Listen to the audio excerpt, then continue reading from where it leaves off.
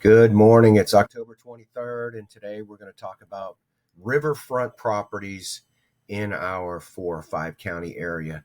Looking at the map right here, we're talking about these areas here. We're doing active, pending, and sold, and bizarrely, it doesn't appear that there's a crisis going on based on the prices of these homes. I had been focusing on what's happened since Helene, but let's look. There are 57 properties that are on the market right now that are active listings. We're going to look at the properties that have been listed since the hurricane, 9 riverfront properties. And it was noted that even though these are the active listings, there have been listings that could have been listed in this period, gone, and now they're on the pending list. They're not going to show up on the active list if they've gone pending. Here we have a $260,000 townhouse or condo, same complex in Tampa. It says no issues from Helene or Milton. Ruskin, been on the market for 1 day. It's on an inlet. Alafaya in Brandon, $535,000. It's been listed for 30 days. Dunellen, listed for 22 days. This is on the Withlacoochee River. If you haven't seen the Withlacoochee River, it's when you get up into the clear part, it's just amazing, just amazing. No discussion of whether this flooded or not. And the idea behind behind looking at real estate for me is about, hey, can I get a good deal? Hey, there's all these investors out there buying stuff. Hey, is something makes sense? River Road in Newport Richey, listed for 14 days. No storm damage from the hurricanes. As I've said on many of my videos, we've had the Anclote did not flood much from Helene because it has that wide flood plain outside of, east of the bridge at 19. So the water had a lot of room to spread out. The Cody River was crushed as it's mostly canal-like, and when the water came in, there was nowhere for the water to go. Well, this is what a $2.4 million will get you. Let's look at the pendings. There are 16 properties that are pending on MLS. Let's look at the last 30 days, and we're approaching the 30-day mark on Helene. This may be the deal, the one deal that somebody was able to get. And this is a $45,000 for a 1960 home. Went under contract in 1 day. It's on the Withlacoochee River. And it's the only thing that vaguely looks like a deal. Dade City, super cute riverfront.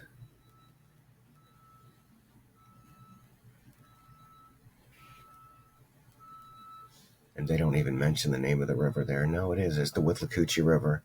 $237,000. It was on the market for 180 days before it went under contract after.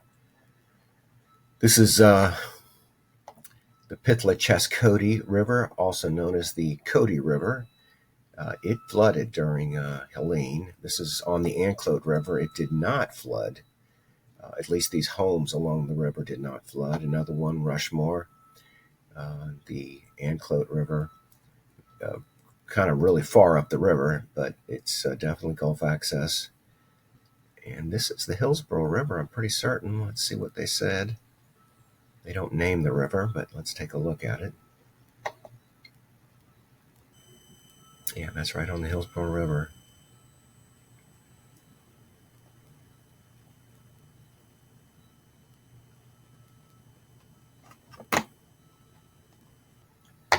This was on the market for 21 days. So this came after after Milton went under the contract, after Milton hit, there was a couple of days there where we didn't realize how bad the post Milton flooding was going to occur. And in the Withlacoochee River, it's still not peaked, and we're not hearing about flooding on the Hillsborough River. So another one on the Hillsborough River. Little Manatee River, we're not hearing about flooding on the Little Manatee River. I guess it'd be worthwhile just to take a view of what really is happening in the flooding. So we have two very large areas that this is the Green Swamp. Trillions of gallons hit here, and this water, as it attempted to exit, the water came through here. Ridge Manor is just crushed. Webster. This is the Withlacoochee River. And then we have the Starkey Reserve, which is right here. And this is what caused the freshwater flooding on 54 and Seven Springs Road. And that is actually over here.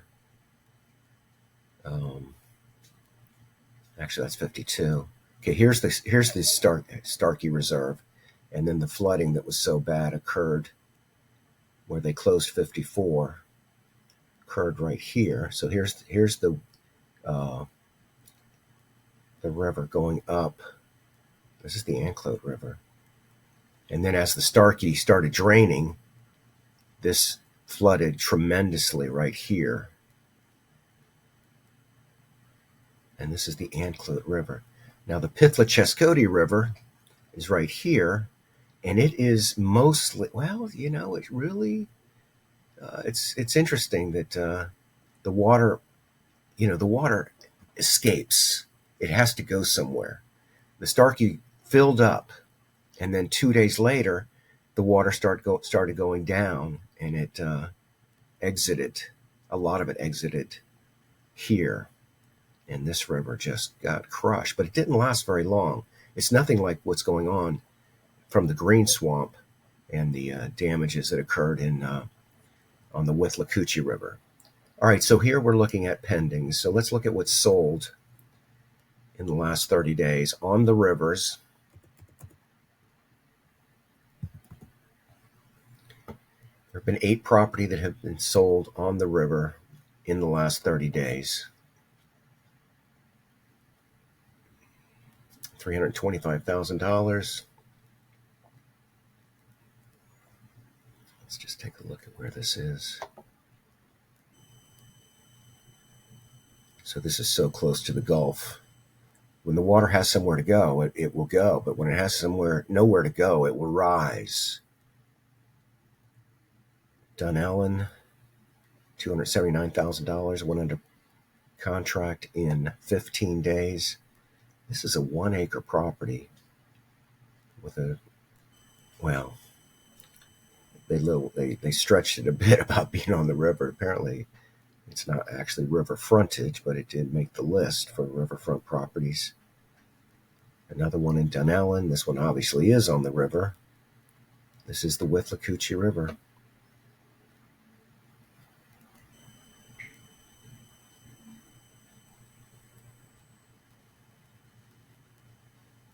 So the Green Swamp flooded to the south, and this is on the north side.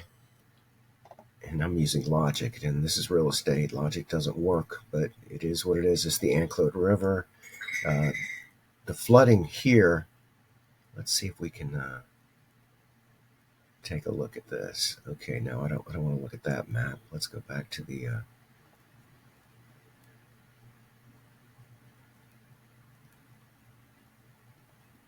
all right, Forest Hills. We want to look at this map. So this, incredibly, these homes here did not flood. I had a home on Rushmore, so I'm very familiar with Rushmore. I talked to some of the neighbors. But what did flood was that little mobile home park right here. flooded. So when I talk about how there's a floodplain, when the water came up the the Anclote River, it pushed out to here, and then it has this huge floodplain for the water to spread out. And as that storm went by at 8 or 10 miles an hour, we had 120, 150 mile an hour winds that were blowing west to east. And as it went up the coast, it blew the water into Tampa Bay, and Davis Island flooded. Uh, uh, all of these areas up in Tampa and in Pinellas, Shore Acres, flooded as that water had so much north to south. So as the storm was going north, the winds were blowing in, and the longer it spent blowing water in, the more water that went in.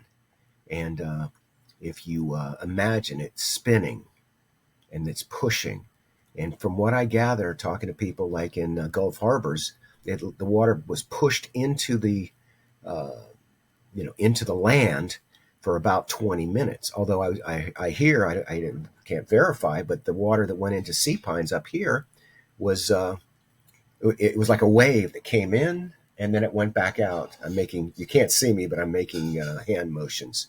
But the point is that the landscape for the Anclote River gave the water lots of room to expand, whereas on the Cody River, it's like a canal, and it didn't have anywhere to go, so the water went up. So we had 3 or 4 feet of flooding on the Cody River.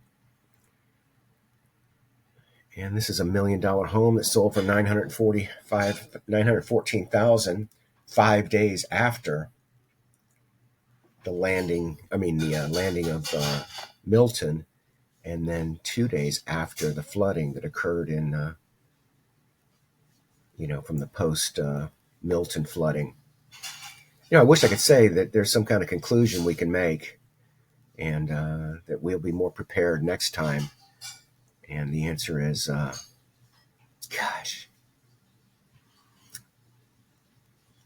is, what's the question? Should we be buying these properties? Should we be taking this risk? Are there buyers going to come in? And apparently there are buyers, and there is interest in these kinds of properties. So we'll keep analyzing the market. We'll keep looking at the issues. If you have any questions or comments, or if you'd like to know, have some criteria looked at, please feel free to reach out to me. I really enjoy this and look forward to continuing to analyze the market. Have a great day.